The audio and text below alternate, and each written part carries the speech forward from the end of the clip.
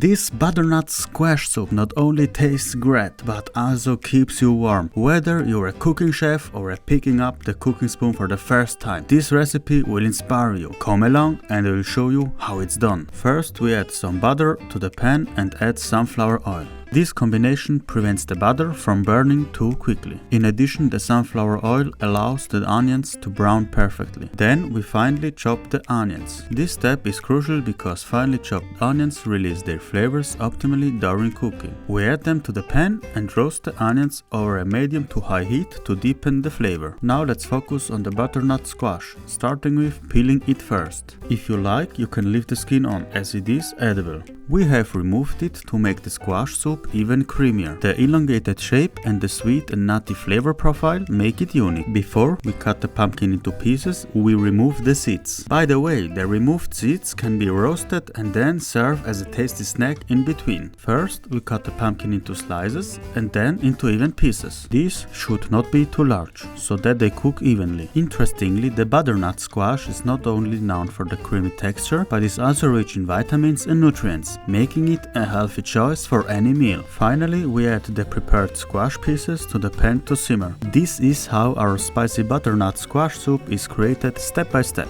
Next up are the potatoes. We peel them and cut them into uniform pieces, just like the pumpkin. They make the soup creamy and delicious. The special thing about potatoes is that they not only provide creaminess, but also contribute a gentle earthy depth to the flavor. Together, pumpkin and potatoes form a perfect duo that makes the soup both nutritious and irresistible. Next, we add the vegetable broth to give the soup a rich depth and a balanced flavor base.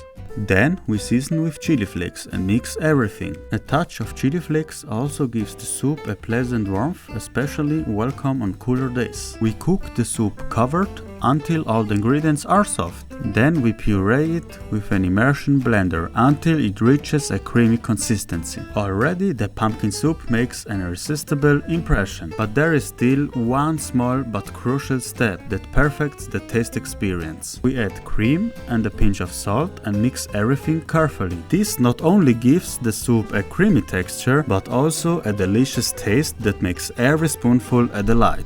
And there it is, our creamy pumpkin soup. It not only looks good, but also tastes excellent. To refine it further, we garnish it with a drizzle of pumpkin seed oil, tasty pumpkin seeds, a dollop of cream and a touch of chili flakes.